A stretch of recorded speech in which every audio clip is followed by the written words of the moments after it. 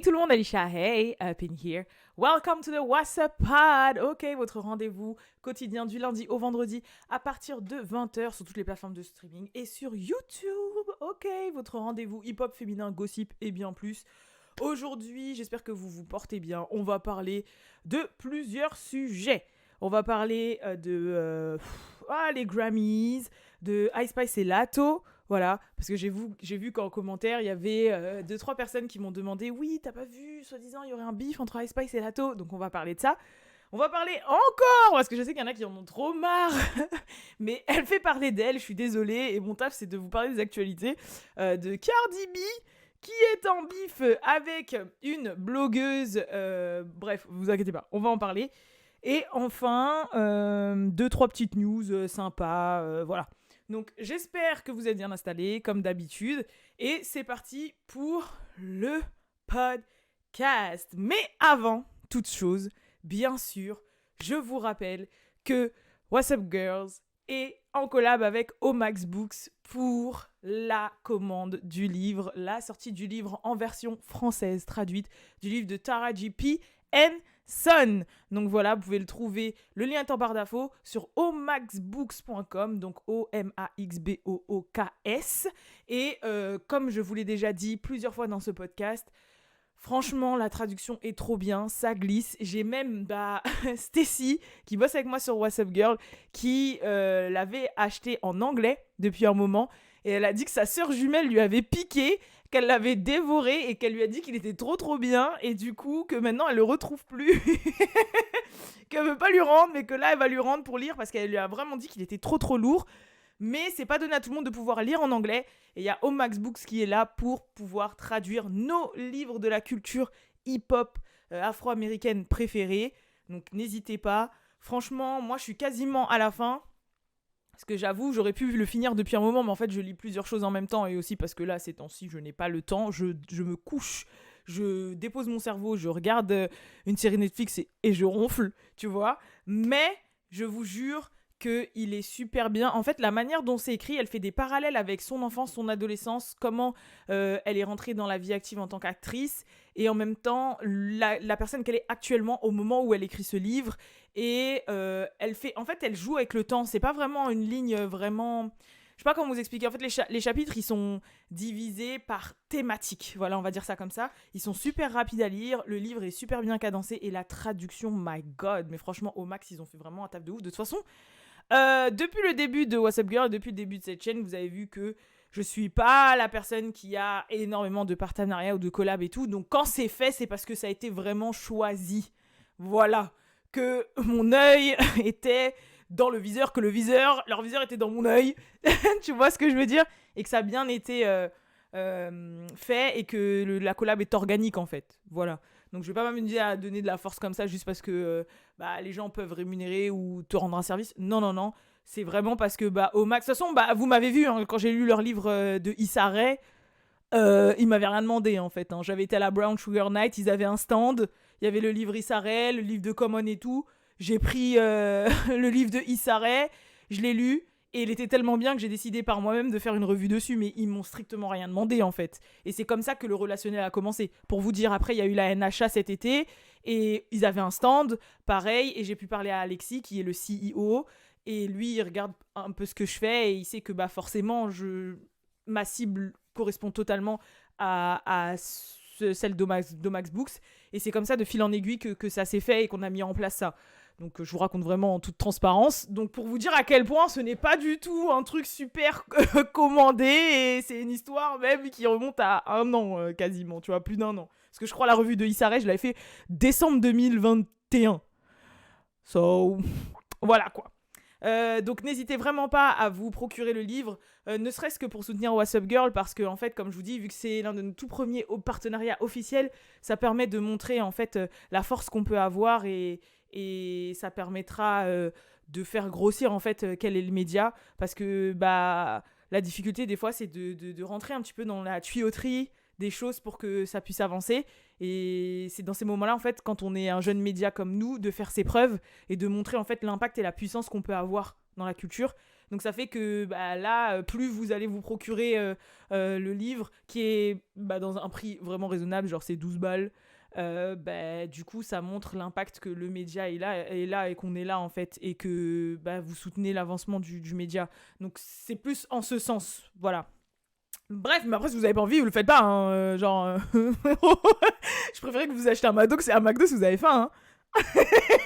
Non mais parce que bon, je suis pas là non plus à quémander quoi, mais ça fait plaisir, tu vois, faut le dire. Mais bref, c'est parti pour le podcast.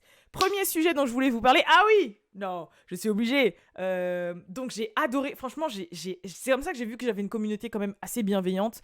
J'ai adoré vos commentaires pour la plupart sous ma vidéo de hier sur Beyoncé et la polémique de Beyoncé à Dubaï. Voilà, parce qu'il y a plein de gens qui m'ont dit Dubaï et Qatar, c'est pas la même chose. I know, ok, je sais. Qatar, c'est Doha et tout le bordel. Dubaï, non mais surtout que, enfin voilà quoi, c'est de l'autre côté en fait. Tu vois, il y a les Émirats. Non mais en fait, je suis au courant en fait. C'est juste que j'avais fait le rapprochement avec la Coupe du Monde. Parce que la Coupe du Monde, elle se passait au Qatar. Et ce qu'on a reproché à Beyoncé là pour sa performance à Dubaï, c'était la même chose qu'on reprochait au Qatar. Et la Coupe du Monde et les événements de divertissement avec toute cette notion de droit d'homme et tout. Donc en fait, c'est pour ça que je disais, ouais, Dubaï ou au Qatar, voilà. Mais c'est vrai que j'ai regardé, j'ai constaté que dans la vidéo, comment je m'exprime, on dirait que pour moi, les deux, c'est le même lieu. Mais non, c'était pas dans ce sens-là. Donc voilà. Mais sinon, en dehors de ça, en fait, j'ai grave aimé les retours. Il y avait grave des critiques constructives, des explications, des avis constructifs. Parce que des fois, c'était pas forcément des critiques par rapport à ce que j'avais dit, mais c'était juste pour donner des avis et un autre point de vue. Et franchement, j'ai énormément même appris parfois. Et j'ai grave kiffé. Et franchement, le constat que j'ai fait, c'est que ouais, girl, en parlant de moi-même, t'es trop utopiste en fait. Je sais même pas si c'est un mot, mais t'as capté. Genre moi, je vis dans mon monde un peu de bisounours, donc des fois je me dis ouais, ça se trouve et tout. Mais il y en a plein qui m'ont dit mais meuf, en fait, arrête de rêver, c'est juste qu'on l'a payé tant de millions, c'est tout, wesh, c'est tout, c'est de l'argent. C'est le business, c'est l'argent. C'est tout. Arrête de penser qu'il y a quand même tout le temps une motivation culturelle derrière ou un truc... Non. Business is business, en fait. Hey! Genre, la raison pour laquelle, là, de nos jours, il y a plus de rappeurs ou plus de machin à la Fashion Week, c'est parce que c'est... Le hip-hop, c'est devenu le genre numéro 1 et que c'est eux qui accumulent le plus de visibilité et qui ont le plus de succès. Donc, les marques, qu'est-ce qu'elles vont faire? Elles vont faire appel aux gens qui sont numéro 1, en fait. Genre, Lil Baby, c'est le numéro 1. C'est plus... j'ai une connerie, hein, mais... Enfin, vous m'avez compris. Ils vont appeler Lil Baby. Lil Baby, ça aurait été un chanteur de country, et ils auraient appelé Lil Baby le chanteur de country. C'est juste question d'oseille et de visibilité et de pouvoir médiatique, hein. Voilà, il n'y a pas de... Il n'y a pas de ouais. Mais dans l'idée, ça reste quand même la même chose que j'ai dit. C'est de par ton talent, tu te rends indispensable. C'est-à-dire, ils n'ont pas le choix de faire avec toi. Tu vois? Même si toi, ta personne, il pourrait ne pas t'aimer pour X ou Y raison, tu vois, comme le racisme ou autre, ils sont obligés de faire avec toi parce que c'est toi le numéro 1, en fait. C'est dans ce sens-là que j'avais dit ça. Mais oui, je sais que je suis très idéal, voilà, bref, vous avez compris. Et que, oui, bon, c'est bon, on l'a payé 35 millions et voilà, elle a dit oui, c'est tout. Voilà, fin. Non, mais ça m'a fait rire, mais en tout cas, j'ai grave kiffé et j'ai d'autant plus vu que ma communauté, non, tu vois, on est là, ok, on parle de divertissement, on parle de trucs qui peuvent paraître futiles auprès d'autres gens, mais en réalité, des fois, il y a des réelles réflexions et on n'est pas con. Voilà, on n'est pas bête. Je suis désolée. Merci. Bref, donc, premier sujet dont on va parler, c'est les Grammys. Parce que y a la nomination des Grammys là, qui est tombée. Et en fait, il y a des grosses têtes qui ont encore plus boycotté les Grammys cette année. Donc, en l'occurrence, il y a Taylor Swift, Beyoncé, Adele et Kendrick Lamar qui ont refusé d'être nominés aux Grammys et de s'inscrire aux Grammys cette année. Et franchement, je trouve que c'est des têtes quand même assez imposantes, assez puissantes. Parce que je vous rappelle qu'à l'époque, il y avait eu que The Weeknd qui était tout seul. Après, il y a eu Nicki Minaj, tu vois. Et là, quand même... Mais ça prouve que les Grammys sont biaisés, quoi. Sachant que Beyoncé, je crois, c'est une des artistes qui a eu le plus de Grammys. Taylor Swift, je crois, c'est... Ouais, hein. si je dis pas de bêtises. Enfin bref, mais en tout cas, c'est des grosses têtes qui sont multigrammissionalistes, là. Tu vois?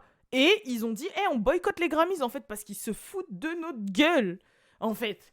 Et ça prouve que là, c'est vraiment en train de se casser la gueule. En plus, j'ai eu une conversation, pas plus tard qu'hier ou avant-hier avec Balou, où il m'a posé cette question, il m'a dit, ouais, est-ce que pour toi, tous les trucs d'awards et tout, c'est toujours genre, c'est toujours important pour toi? Est-ce que, genre, ça a toujours une valeur? Enfin, tu vois ce que je veux dire? Et moi, je vais expliquer que de mon point de vue personnel, oui. Quand je dis oui, c'est parce que cette espèce de rendez-vous où tu regardes les gens comment ils sont habillés, où tu regardes les performances, où par exemple, t'as une artiste qui performe et après il y a la caméra sur les autres artistes qui sont dans les publics et tu vois comment eux ils réagissent en voyant les gens, les shows exceptionnels, le fait d'avoir un condensé de plusieurs artistes qui font un show chacun, etc. Et puis quand même la petite pression de savoir qui a gagné cette catégorie, bah en soi ça me plaît. Et ça me plaît parce que j'ai grandi dedans. Je comprends que par exemple quelqu'un qui a 13 ans maintenant, qui a pas du tout grandi avec la culture un peu des awards, bah pour lui ça lui fait ni chaud ni froid, tu vois. Mais c'est vrai que pour moi, bah ça a un certain truc, tu vois. Genre moi ça me fait plaisir quand il y a des awards. Mais c'est vrai que ce qu'il représente maintenant, en fait, ça a plus de... Je sais pas comment vous expliquer, ça a plus de valeur. On sait que c'est des commissions, qu'il y a du piston, qu'il y a des passe-droits, des trucs qui sont sous la table. On comprend pas, on sait pas qui vote pas. Enfin, vous voyez ce que je veux dire? Genre, je sais que au final, l'award maintenant ne représente plus quelque chose. Et après, je me suis dit, ouais, est-ce qu'il faudrait que les awards peut-être soient que basés sur les chiffres, les streams, ou les millions de vues, ou les vues, ou alors le choix du public. Mais même ça, en fait, parce que quand j'avais émis cette idée-là à Balou, il m'a dit, ben dans ces cas-là, c'est Drake qui va tout le temps gagner, en fait. Ça va être toujours Drake, tu vois. Best Song of the Year, Drake. Meilleur Album of the Year, Drake. Meilleur machin of the year, Drake. Genre en fait, il y aura plus de nomination quoi. Enfin si, voilà, Drake il va peut-être gagner dans hip-hop ou rap ou je sais pas quoi. Et bien évidemment pas dans la catégorie, je sais pas, j'en sais rien. Même R&B serait capable de gagner en fait, tu vois. Mais enfin, vous m'avez compris. Mais en soi, voilà quoi. C'est comme si par exemple, bah là, il y a les Oscars, bah Avatar il gagne tout parce que c'est eux qui ont fait le plus d'entrées, c'est eux qui ont fait le plus de machin, c'est eux qui ont fait le plus... Ils gagnent tout, puis voilà. Donc c'est vrai que ça peut pas forcément se reposer sur ça. Et il m'a dit que selon lui, bah justement, tout ce qui est cérémonie d'award et tout, c'est amené à disparaître parce que bah il y a personne qui regarde, donc du coup, ça leur coûte plus d'argent que ça ne leur en rapporte. Que les gens, ils sont plus maintenant sur les festivals et tout, les gros événements comme le Super Bowl ou sinon les festivals comme Rolling Loud et tout, mais que sinon, en soi, les awards, bah la nouvelle génération, ils s'en battent un peu les cacahuètes. Genre, même les rappeurs, tu vois, que ce soit les rappeurs, les artistes tout court, la nouvelle génération, ils s'en foutent un peu. Et que c'est amené à disparaître. Donc franchement, j'avoue que par exemple, quand je vois des académies comme les Grammy et tout, ça aide pas du tout. Ça aide pas du tout. Donc oui, pour les gens qui sont un peu plus âgés, ça a une valeur. Mais c'est vrai que... Je sais pas. Mais bref. Donc vous, dans les commentaires, dites-moi si pour vous, les awards, ça a une valeur. Ou si... En plus, je trouve qu'aussi, c'est normal que les gens ils regardent pas. Je trouve que c'est archi pas accessible dans le monde. Comment vous expliquer, genre... à moins que tu sois aux États-Unis et que du coup t'as la chaîne en particulier, c'est grave difficile. Genre, il n'y a pas de lien streaming vraiment, ou sinon faut un VPN, ou faut trouver un lien Facebook, ou il faut que t'aies un truc IPTV là, truc de pirate là, pour aller regarder, ou c'est avec le décalage horaire. Enfin, je trouve qu'il facilite pas aussi le visionnage pour les gens. Parce que plein de fois, quand il y a des awards, bah voilà, toi en fait t'attends le lendemain qu'il y ait les petits bouts des awards qui sont repartagés sur YouTube ou dans les médias quoi. Mais sinon, on aimerait bien nous regarder, mais l'accessibilité elle est pas là aussi. Donc c'est normal après qu'ils se disent pas que ça fonctionne pas. Hein. Bref. Deuxième sujet dont je voulais vous parler, du coup, c'est le fameux beef entre Ice Spice et Miss Lato. Alors beef entre guillemets parce que c'est ce qui se dit. Et c'est ce que les gens ont déduit. Mais c'est pas dit qu'elle soit en bif. Donc je vous raconte en fait ce qui s'est passé. Tout a commencé quand Lato elle a eu son bif sur Twitter avec Nicki Minaj. Et en fait, suite à ce bif-là, t'as Ice Spice qui a posté un truc en story que les gens ont pris et ont compris comme un subli à Lato. Et en fait, c'était une meuf qui disait « Ouais, faut respecter les grandes sœurs, faut respecter les femmes plus âgées, faut respecter nos grandes en fait. » Genre, tu peux pas te comporter comme ça, c'est comment un comportement, tatati, tatata. Et forcément, ça a été posté le jour même, enfin, à la suite du bad buzz de Latto et Nicki. I'm for the old girlies. I don't like that. What the fuck? What is wrong with y'all? Have some fucking respect for your elders. Forcément, les gens, ils sont pas bêtes, ils se sont dit, ouais, en fait, c'est un shade à Latto en mode parle bien à Nicki, en fait. Genre, c'est ton aîné, comment tu peux faire ça? C'est un manque de respect. À la suite de ça, après, ils ont constaté que Latto avait unfollow Ice Spice. Donc après, maintenant, je fais attention avec ces notions de ouais, elle l'a unfollow ou pas unfollow, parce que plein de fois, en fait, tu fais des trucs, tu dis ouais, elle l'a unfollow, et en fait, la personne, elle a jamais follow la personne. Donc c'est facile de dire unfollow, parce que tu pars du postulat que tout le monde se suit. Mais j'ai pas de confirmation que Latto suivait bien Ice Spice, moi, personnellement. Si vous le saviez, n'hésitez pas à dire dans les commentaires. Mais en tout cas, Latto aurait, à la suite de ce shade de Ice Spice, unfollow Latto. Ok. Ensuite, qu'est-ce qui s'est passé? Désolée, parce que je reçois des messages sur WhatsApp. 2 minutes. Parce qu'en fait, Balou, là, il va faire son live à 19h et je suis censée être avec lui sur le live. Sauf que j'ai pris du retard, comme d'habitude. Oui, donc qu'est-ce que je voulais dire? Donc, il y a eu cet unfollowing. Ensuite, il y a eu le shade de Latto lors d'un tapis rouge. Bon, Ice Spice, que vous aimiez, que vous aimez pas, vous savez qui c'est. Que vous n'écoutiez pas sa musique ou pas, par rapport aux trends et aux challenges qu'il y a sur TikTok ou les réseaux sociaux, vous pouvez connaître.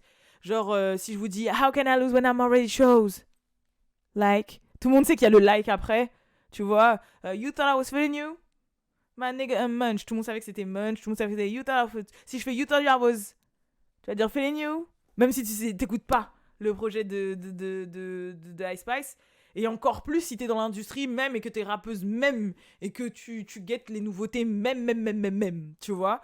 Et en fait, pendant un tapis rouge là qui a eu lieu, je crois que c'était la semaine dernière, il y a une journaliste qui dit « Ouais, vas-y, finis ma phrase et tout. » Et elle lui dit « Ouais, how can I lose when I'm already chose ?» Même là, regardez, vous voyez, je viens de le dire et j'ai envie de dire « like ». Et elle tend le micro à Latto et Latto, elle fait... Chose. Genre, elle fait genre, elle sait pas. So the last question, it's how can I lose if I'm already chose? Chose. Like. You looking at me? Somebody help me. Elle fait le shade. Elle a fait genre, elle sait pas la suite. Elle sait pas qu'il faut dire like. Elle sait pas. Latto qui passe sa vie sur TikTok, s'il vous plaît. Je suis Latto. Je la suis sur TikTok. J'adore ses TikTok. J'adore. D'ailleurs, je la trouve très très belle au naturel. Franchement, elle me fait penser à ma cousine Georgia. Voilà. Coucou Georgia si tu regardes cette vidéo. Je sais pas si tu regardes la vidéo, mais voilà. J'ai une petite cousine aux Antilles qui s'appelle Georgia. Et que je trouve magnifique. Et du coup, Latto lui ressemble de ouf en fait. Bon, Georgia est plus belle que Latto. Mais genre, je sais pas, je l'aime trop au naturel. Mais bref, petite parenthèse.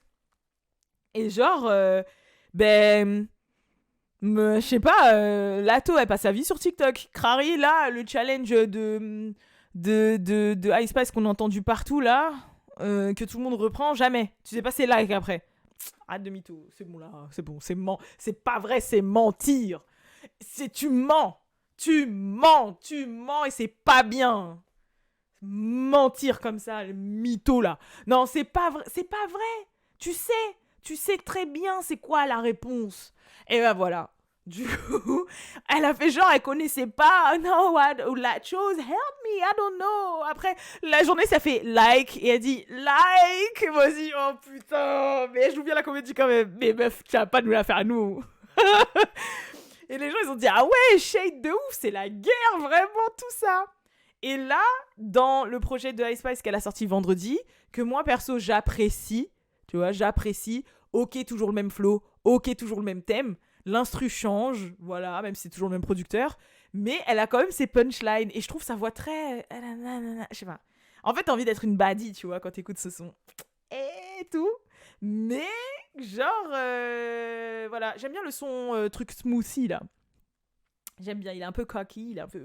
mais j'aime bien. Mais oui, même si elle dit toujours la même chose, elle a des punchlines. Genre, tous ces sons, c'est des captions Instagram, tu vois. Mais bref. Et du coup, Ben, dans un de ses sons, à ce qui paraît, elle aurait fait un shot. Enfin, en gros, elle aurait tiré sur Lato. Et elle aurait dit un truc du style, ouais, t'es là, tu copies mes moves, tu copies mon style. De toute façon, je vous le retrouverai, je vous le mettrai. Attendez, je crois que je l'ai sur mon téléphone. Mais en gros, elle dit un truc du style, tu copies mon style. Ah oui, elle lui dit, bitches not taking shit from me, but note. Donc en gros, ouais, les meufs, elles font crari en mode, elles me check pas, mais elles prennent des notes quand même. Wanna be me, so she do my emote. Donc en gros, c'est-à-dire, elle veut tellement être moi qu'elle me copie, en fait. Qu'elle copie mes moves, qu'elle copie mes caractéristiques. C'est ça, emote. And my name in her mouth, so I bet she gon' choke. Bon, ça, c'est en mode, ouais, de toute façon, elle parle de moi, elle va s'étouffer avec mon prénom, tu vois. Mais c'est surtout le wanna be me, so she do my emotes. Que les gens disent, oh, là, elle parle de Lato de ouf. Parce que depuis que Ice Spice a pété, Lato essaye de faire des choses quand même à la Ice Spice. Genre la position de Ice Spice où elle se penche en avant et elle écarte les jambes, là, comme ça. Là. D'ailleurs, c'est la cover de son album. T'as Lato qui a fait une photo similaire qui y ressemble. Lato, là, dernièrement, elle s'affichait avec une wig orange. Un peu comme orange comme les cheveux de Ice Spice. Et etc. Donc forcément, ça a fait un petit peu monter la pression. Mais maintenant, on n'a pas vraiment de choses précises qui peuvent nous dire qu'elles sont vraiment en bif. Et j'aimerais donner mon avis aussi sur la chose. C'est que, bon, vous avez compris si vous suivez What's Up Girl depuis un moment qu'on est au courant que les gens aiment trop mettre les gens en VS. Ils aiment trop mettre les gens en versus. Ils aiment trop mettre les gens en concurrence. Encore plus quand c'est la jante féminine. Je sais pas, c'est leur fantasme des deux femmes qui se battent dans la boue. I don't know, tu vois. Mais il y a toujours cette comment ça s'appelle, cette rivalité à mettre en place. Voilà. Et je pense aussi que les gens, ils se mélangent parce que, genre, elles sont un petit peu... Vous allez comprendre ce que je vais dire. Et moi, j'ai un peu ce sentiment-là. C'est parce qu'elles sont un petit peu similaires physiquement. Parce qu'en termes de style, elles sont pas du tout similaires, en fait. Genre, les deux, c'est complètement deux styles différents. Il y en a une qui vient d'Atlanta, l'autre, elle vient de New York. Style, rien à voir. Style de musique, rien à voir. Tu vois ce que je veux dire ? Mais, genre, elles sont similaires dans leur aspect physique. À croire qu'il y a la place que pour j'allais dire une chabine, mais j'ai appris il y a pas là aux Antilles que du coup c'est pas un terme forcément très bien. Il a été retourné un peu comme le mot nigga aux États-Unis, en mode comme quelque chose de mélioratif, tu vois, genre en mode c'est un compliment, mais en réalité chabine, je crois que j'ai appris que ça voulait dire mouton ou chèvre ou je sais pas quoi, et que de base c'était un nom de colon en fait qui donnait à certains esclaves, et ils appelaient ça les esclaves clair de peau des chabines en fait, mais que c'est pas bien. Tu vois, c'est comme mulâtre, c'est un âne, enfin c'est un mix entre un âne et un cheval. Bah chabine, je crois c'est un truc comme ça. Et j'ai appris ça là cet été, comme quoi c'est important. Donc c'est un peu chiant de le savoir, mais vous m'avez compris dans le style, genre en mode elles sont toutes les deux très claires de peau, elles ont des traits un peu similaires et tout, enfin genre j'ai capté pourquoi les gens, du coup, ils font ces espères. Mais tu vas pas te baser et poser les gens en versus juste parce que physiquement, elles se ressemblent, quoi. Sinon, on n'a pas fini, en fait. Surtout que là, j'ai l'impression, dans le game, elles cherchent tout à se ressembler. Voilà, quoi. Mais j'ai l'impression que les gens, vraiment, ils positionnent les gens un peu comme ça. Parce que, franchement, style musical, elles ont rien à... Enfin... c'est deux personnes totalement différentes, en fait. Je comprends pas. I don't understand, bitch. Don't understand. I don't understand, bitch. Don't understand. I don't... Bon, bref. Donc, comme d'hab, n'hésitez pas à me dire ce que vous pensez de ce bif-là. Et si vous pensez que c'est vrai ou pas vrai. Mais voilà. Et ensuite, qu'est-ce que je voulais vous dire d'autre ? Je crois que c'est... Ah non ! Le truc de Cardi B. J'avais oublié le truc de Cardi B. Bon, hier, c'était par rapport à NSI, je sais pas quoi. Je sais pas pourquoi là, tout le monde parle de Cardi B par rapport à sa chirurgie. Mais en tout cas, elle a posté une vidéo sur les réseaux sociaux où en fait, elle filmait son body. Et elle filmait de profil et de face. Et elle montrait sa chirurgie. Et comme quoi, elle avait un ventre super plat, etc. Avec des grosses fesses. Mais c'est vrai que ça paraît très asymétrique, ce bordel. Genre là, ça fait vraiment fourmi. Mais le truc qui s'est passé, mais après, chacun a son style, tu vois, chacun a son truc. De face, ça peut aller, mais c'est vrai que de profil, ça fait assez protubérant. Ça me fait penser à l'ancienne quand Kim Kardashian a vraiment les fausses fesses, tu vois. Et en fait, il y a une blogueuse qui s'appelle Black Tea Blog, et je crois que c'est une blogueuse qui est une barbs aussi. de mémoire. Et en fait, cette blogueuse-là, elle a tiré sur Cardi en subli, en postant le dessin animé Fourmise. Je pense que vous savez ce que c'est. C'est quoi comme dessin animé? Fourmise. Et du coup, de là, s'en est suivi plein de backlash parce que, en fait, je crois que cette blogueuse, elle est déjà dans la sauce parce qu'elle a porté plainte contre Cardi B pour diffamation. Qu'elle arrête pas de dire qu'elle montre pas sa tête, elle reste en anonyme pour faire ses trucs parce que tout le monde la body shame, tout le monde se fout de son physique. Elle a fait une interview en disant qu'elle allait faire un BBL bientôt, qu'elle a pas confiance en elle, que tout le monde se fout de sa gueule. Et au final, en fait, en ligne, elle se retrouve à se foutre de la gueule de Cardi sur son physique, en fait. Donc après, il y a eu tout un débat sur ne fais pas aux autres ce que t'aimerais bien qu'on te fasse, des trucs comme ça, tu vois. Et genre, en fait, pourquoi tu continues de parler d'une personne que t'attaques pour diffamation? Enfin voilà, il y a eu plein de trucs comme ça. Et Cardi aussi, pour répondre, elle a retweeté un blogueur ami à elle qui s'appelle Ken Be Something. C'était quoi déjà? Ken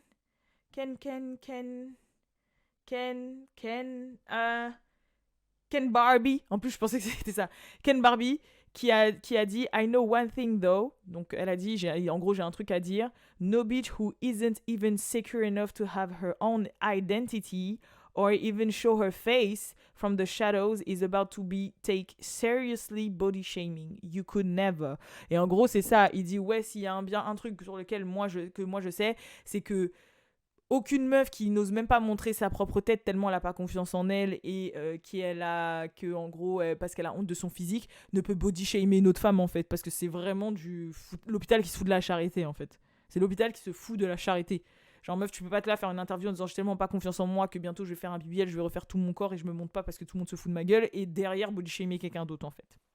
Donc voilà. Et après, Cardi a enlevé son retweet et elle a tweeté It's the nerve. En gros, it's the nerve for me. Genre, c'est le culot pour moi, en fait. C'est le culot, quoi. Le culot de la personne. Donc, voilà. C'était un petit peu le moment gossip.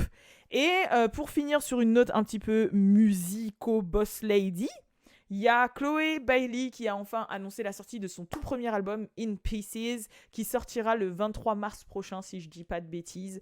Donc ça a lancé un certain débat, parce qu'en fait, elle est arrivée dans le game musical après Normani, et elle se retrouve à sortir son premier album avant Normani. Tellement, RCA, je sais pas ils font quoi, mais ils dorment sur Normani. Ils sont là, ils lui font faire des génériques pour Proud Family, là, pour Cool Attitude, saison 2 ou 4 ou 3 de dessins animés, alors que nous, on demande que des singles et des projets. Donc je sais absolument pas ce qui se passe. Mais en tout cas, ça se passe. Donc voilà, c'était la petite news par rapport à Chloé Bailey. Je sais aussi qu'il y a North West qui a rencontré sa belle-mère, la femme de Kanye West, qu'il a refait une phrase en disant ouais au paparazzi, arrêtez, nanani nanana, vous devez nous donner un pourcentage de l'argent que vous faites avec nos photos, tatati tatata. Il y a quoi d'autre qui a fait parler? Et oui, bien évidemment, mais ça j'en parle pas spécialement dans le podcast, les tenues de Doja Cat et de Kylie Jenner pendant la Paris Fashion Week pour le défilé Schiaparelli, avec la fameuse fausse tête de lion et les 30 000 diamants Swarovski rouges de la tête aux pieds de Doja Cat. Mais ça c'était plus une question visuelle, en mode oh voilà, ça a été un peu des staple pieces et tout, donc tout le monde en a parlé, mais à part donner son avis, dire c'est beau, c'est moche, enfin voilà, c'est pas une news de ouf quoi. So, voilà, en tout cas, c'est tout pour moi, c'est tout pour ce WhatsApp Pod. Là, maintenant, je vais me rendre sur le live de Balou. D'ailleurs, c'est sur sa chaîne Balou Experience, Balou Live Experience, Balou Experience. Il y a eu 2 lives, il y a eu un premier avec moi, son frère, des amis et tout, enfin l'équipe French Plague. Il y a eu un deuxième avec Chris l'Iconic, et je suis aussi dedans. Enfin, on me voit pas vraiment, mais c'est moi qui gère le bail, tu vois. Et il va y avoir ce live-là, et c'est tous les mercredis à 19h. Donc voilà. En tout cas, je vous fais de gros bisous et je vous dis à la prochaine pour le prochain What's Up Pod. Et encore merci pour votre force quotidienne. Peace.